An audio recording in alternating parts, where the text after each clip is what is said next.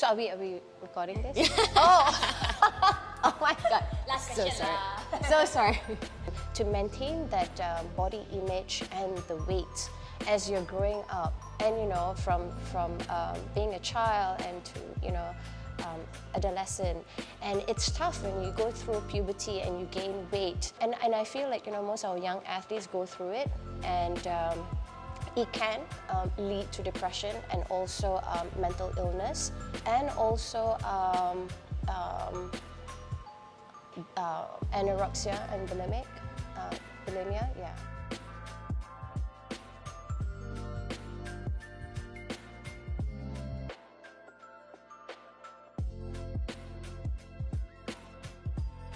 Hi, I'm Carolyn Au Yong. I'm Sarina Sundara Rajah. And I'm Regina Tajudin. And we are the 1998 Commonwealth Games gold medalists for the rhythmic gymnastics team.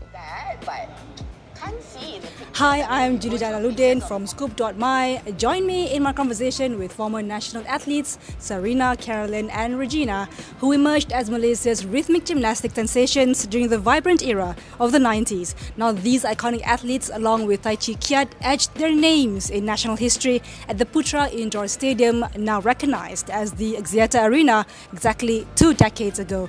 The remarkable achievement unfolded at the 1998 Kuala Lumpur Commonwealth Games, where they clinched Malaysia's first gold medal in rhythmic gymnastics. Regrettably, Chee Kiat was unable to participate in the interview due to personal commitments on the scheduled day. Fully enjoy.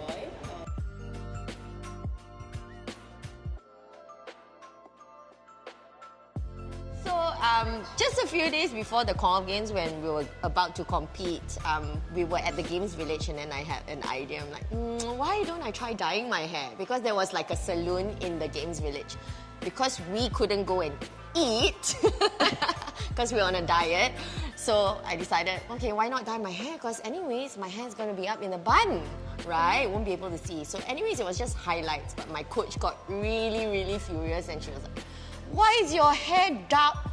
Was it purple? I don't reddish know. or 50 something? extra laps. Yeah, so that was that. But can't see in the pictures. I mean, if you go through pictures of the Commonwealth Games, it still looks black.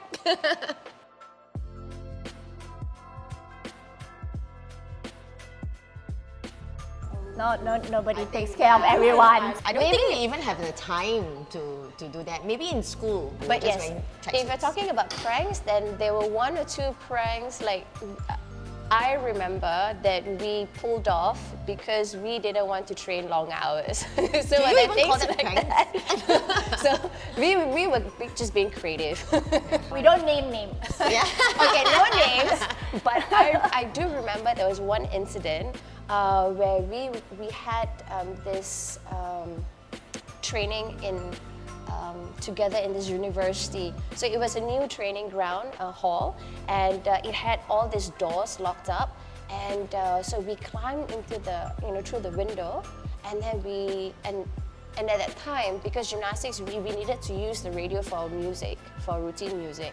So we removed some of the batteries so that the coaches wasn't able to use the radio to play our music. So hence, there's no routine with the music.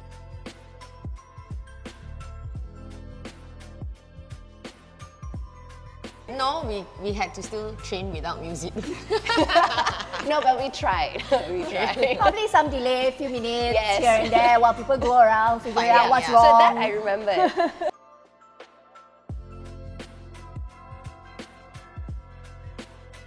If given the time, I would love to go back to 98 and then, be able to adopt different kind of thinking. Just appreciating Yeah. the whole process Yes, a little bit yeah. more. And I think even that time, we didn't even have handphones. Going back and looking at Yeah. film and the pictures, the limited pictures that we have, it's a very nice memory. Maybe after we experience it Oh. again, we change our See, mind. I maybe. don't know, Rosie tinted Yeah. glasses and No, it all, was really but I nice. don't think so.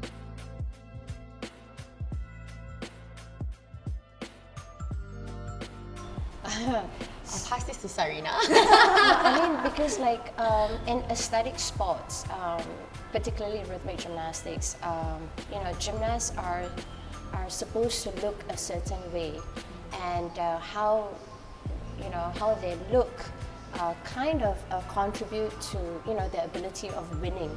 So your physique plays a very important role. So I remember when I was growing up, and it was tough. Because gaining just 0.1, 100 grams or 200 grams means that you have to run an extra lap until you lose that extra weight, and I remember taking laxatives just in order to lose that extra weight, even if it means losing water. Wow. Nutrition is very important to an athlete. It's also, of course, very important to any other child growing up, right? How to make yourself stronger, how to make yourself more flexible, more capable of doing that sport at the high level. I think if you do have the information, you would be able to address issues like this. I think education is probably the key to get around issues like this. Being in sports is very important to build mental health. And I think that having been in sports from a young age, growing up through sports, and also competing at that highest level in the sports, definitely built a lot of mental strength and tenacity in all of us. We were very fortunate because during the 1998 Commonwealth Games project, Giant 98, we received a lot of support. So we had a team of psychologists that was on standby to help us to go through any sort of challenges that we go through being competing at the highest level, because 98 was at home ground, and the pressure was immense. I think not just from what they said, but it's also family support. Yes. Family support is very, very important. And they are the ones that will support us all the way, whatever it is.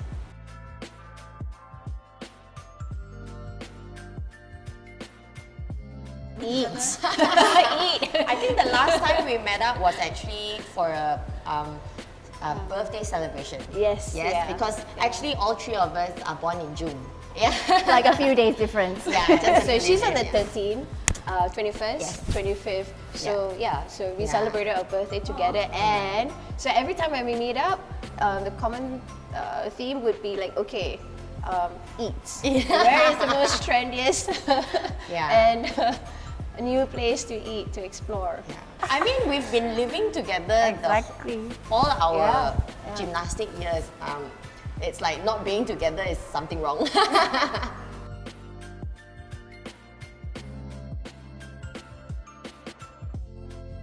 I would say that it was a very challenging year because 1998, for me, I'm a year older than them.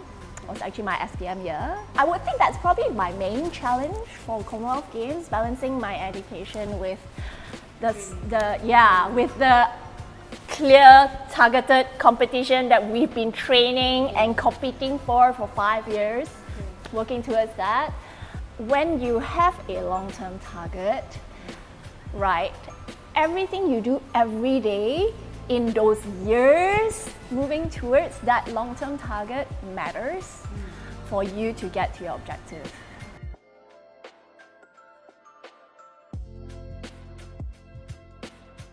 I was young, and it was just like going through, like, okay, we won, and okay, so what's next? So I was already thinking about the next competition and the next target and next goal.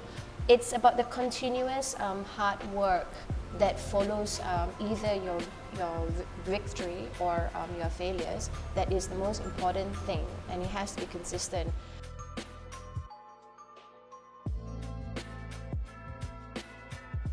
Those days, no handphone, no email. So yeah, we actually need to like call from a fixed line if we do call with the IDD card. Mainly we actually write letters or postcards from places that we visit and travel to back home. And sometimes during competitions, Malaysia will send judges for those competitions. So maybe like 2 days, that judge will come from KL to wherever it is. So they'll bring the letters from our parents, the replies. Yeah, yeah. And also sometimes food. Which then gets scolding. Food we're not supposed to have. Yeah. Food, sweets. Yeah, basically sugary treats. Like Regina mentioned, the lack of communication and also electronic devices, but that also provided the added focus. So there were no distraction, there were no social media, and so we were, able to fully focus on training and competition, and also, focus on building the relationship that we have as a team. And yeah, so I mean, there are pros and cons of social media and also electronic devices these days, but I think it's all about balance.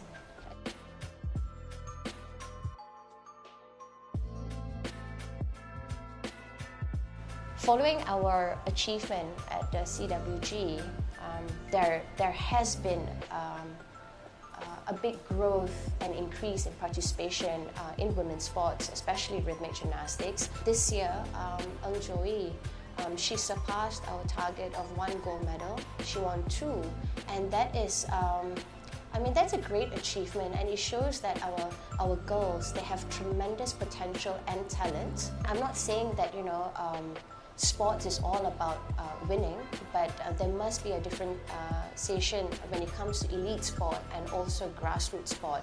I feel like grassroots sports, youth sports, should be about enjoyment. And at elite level, it's about, achievement. It's one thing to have champions, but champions breed interest in the sport, right? And we do need a lot of coaches to coach grassroots level gymnasts, right? To then pick the best to represent the country before we can be competitive at the international level.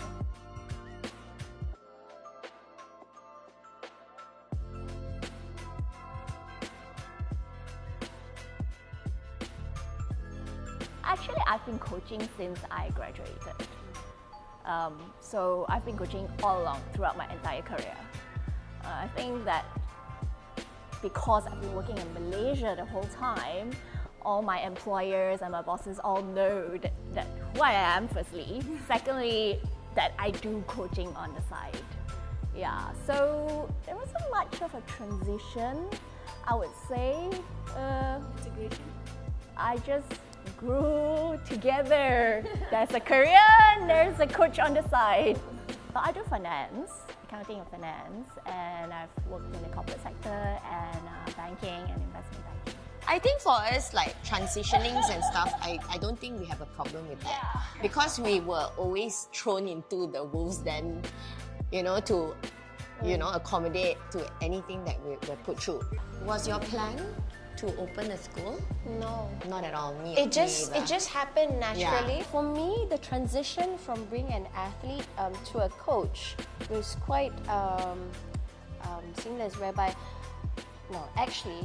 it was a way of making extra income to support my education.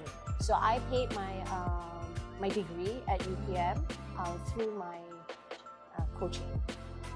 And it was also, a way of me to continue giving back and also to pursue my interests and passion in rhythmic gymnastics.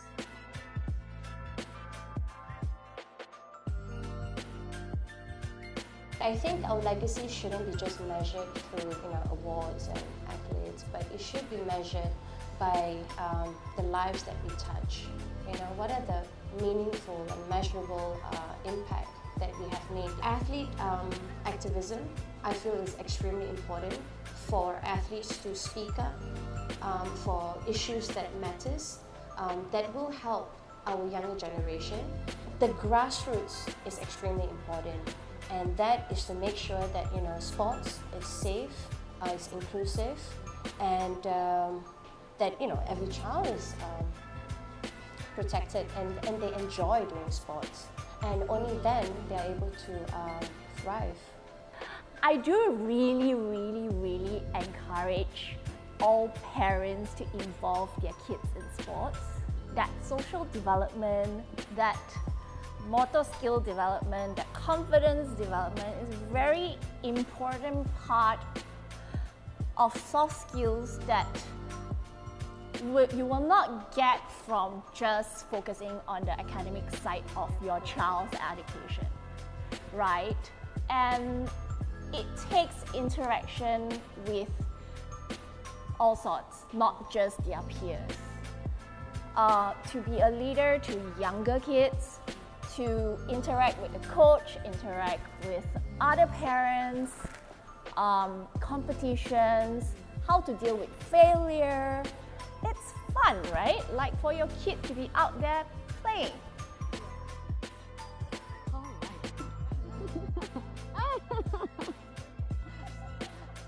thank you.